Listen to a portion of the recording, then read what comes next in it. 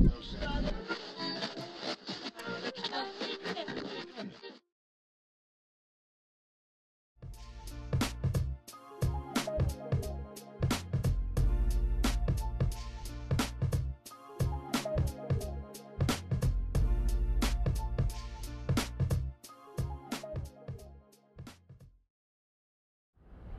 professor, I think, has their own technique, and I think a lot of it depends on how you were taught, who the teachers and professors were who influenced you, and also how good you are with the available technologies at hand. I happen to have had many teachers who were incredibly theatrical, and I learned from them the importance, at least to me, of keeping a class engaged and bringing in topics that may not be so relevant. Let's say I had a professor of biblical history who used to bring in the honeymooners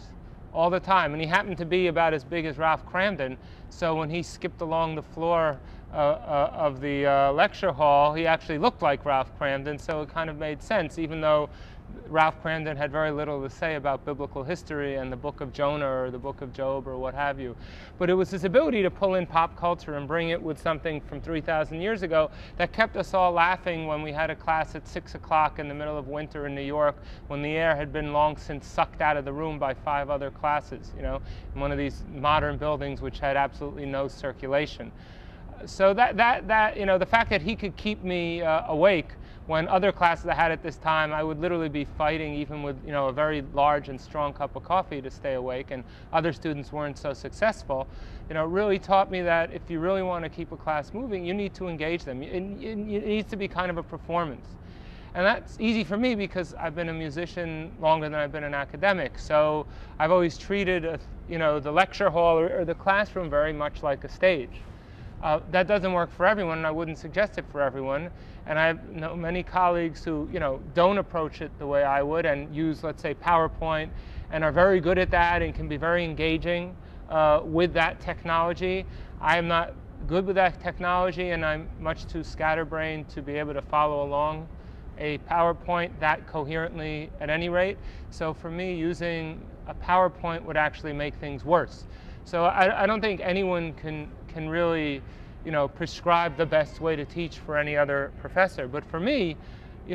what works is being so thoroughly familiar and prepared that I don't really need to work off of notes, or I don't really need to work off of any kind of set plan. And I can just refer to my notes to make sure I hit the points I want, but that I can mostly be having a conversation with the students. I think whether you're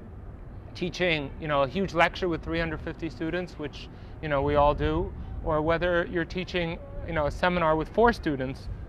you still has to be a conversation. And even in my big lecture classes, I think it's very important to be spontaneous, and also very important for me to get away from the materials they've read. Because the one thing I know is when I'm talking about things that are just basically taken verbatim from the things they've read, I can see everyone's checking email or Skyping or or SMSing each other, because if they're smart enough to be in this university, they're usually smart enough to have done the reading, and if they've done the reading and I'm just repeating it, then there's no reason for them to pay much attention to me. And if I was in the lecture, I would be Skyping and checking email and watching, a video on YouTube too. So, in some sense, I think, these wireless classrooms also are a good thing, because it really forces you to be more interesting than the entire scope of things that they can have access with without you ever knowing it, right? So I like to try to be engaging and give people, use the readings as a starting point for a much more interesting and deeper conversation, that even when it's talking about a topic that may not touch anyone's life personally, like the Crusades or the famine in India in the 19th century, or what happens when the Spanish land in the Americas, can actually somehow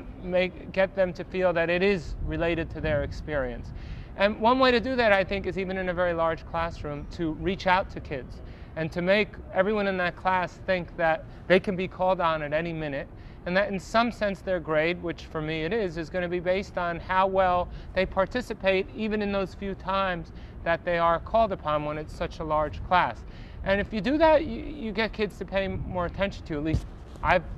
that's what happens in usually in my courses when I'm doing it right. And you get them talking. When you get kids thinking and talking and get them arguing with each other, the time passes much more quickly for them, and they actually, hopefully, enjoy the class a little more, especially in a lecture class, which by definition is so much harder to teach and keep everyone interested.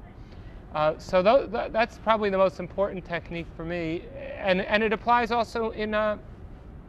seminar. I mean, the whole point of a seminar, as any professor knows, having been in them, is to really get kids out of their shell and to get them to bring their own experiences and to teach each other, including you, because I find it, if you're teaching a seminar right, you learn as much from the students as they learn from you. And perhaps, I don't know, some professors, especially if you're younger, still have the opinion that you have to be this sort of absolute voice of knowledge and have to have this, there has to be this kind of chasm of knowledge that separates you from the students. But I think the more you can turn students into teachers and let them feel that they can even teach you, the more they're going to be into the class and the more they're going to want to participate and bring their own knowledge and do the work and come to class even more prepared than they otherwise would be. So I think, being willing to learn in the classroom in front of the students, whether it's 3 students or 300, is also an equally important skill and trait to project so that you give them a stake in bringing some of their own knowledge to the classroom.